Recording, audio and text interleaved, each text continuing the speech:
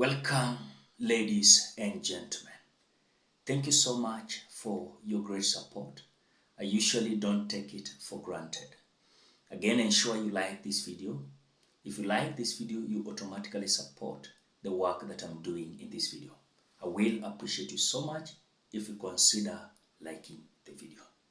Now, ladies and gentlemen, news is just in as Raila Odinga is expected to visit United Kingdom today, as he is expected to address the Oxford African Conference, where he is going to illustrate how he's going to change the narrative of Africa if he is going to be elected as the chairperson of African Union Commission. And so, as you know very well, just today, Raila Odinga met the UK High Commissioner, and also there was a meeting in between Raila Odinga with the United States of American Ambassador in Kenya, Meg Whitman. You've seen also Raila Odinga meeting several ambassadors outside Africa. The question is, what is this relationship in between African Union Commission with these countries outside Africa? This is because, these countries, they usually have their interest.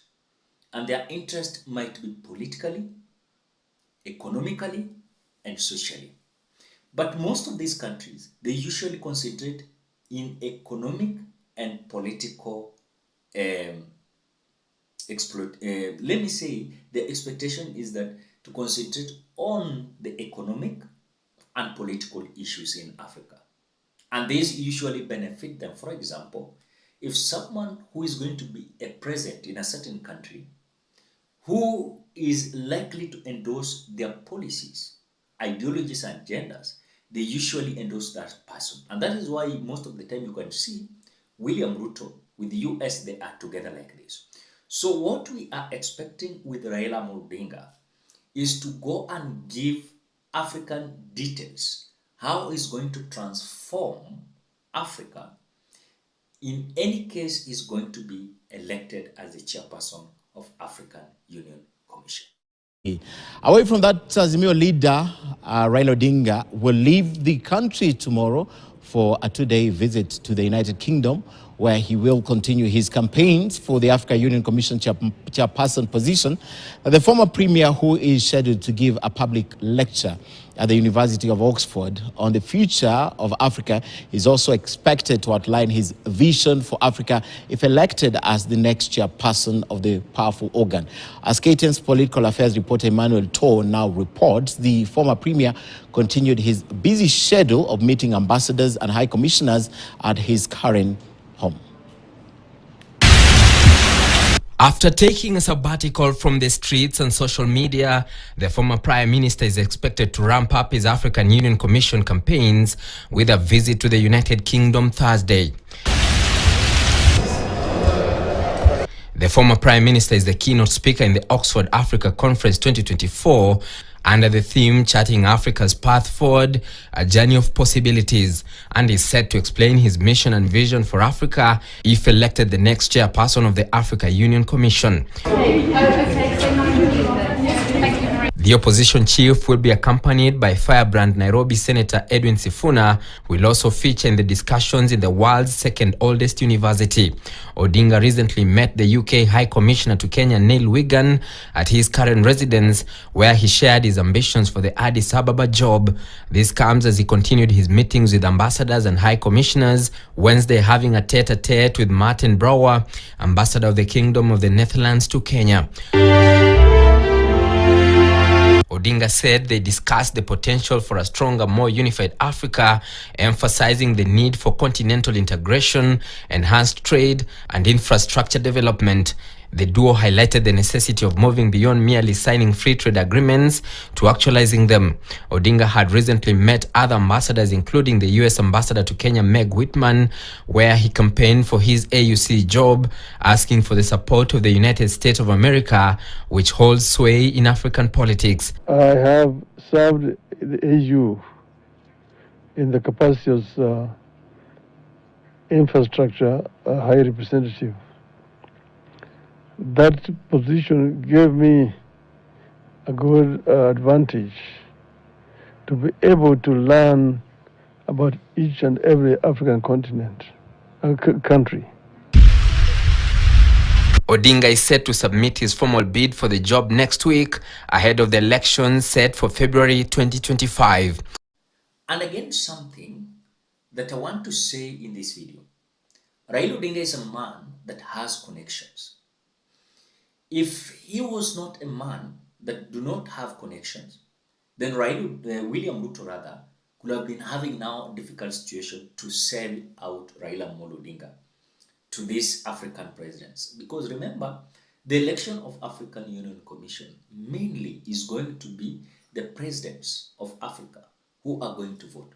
Mainly this African president.